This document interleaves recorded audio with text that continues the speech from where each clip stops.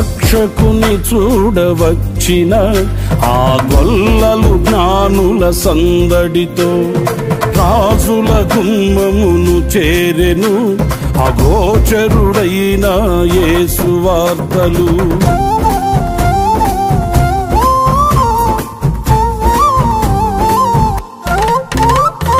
రక్షకుని చూడవచ్చిన ఆ గొల్లలు జ్ఞానుల సందడితో రాజుల గుమ్మమును చేరెను అగోచరుడైన యేసు వార్తలు.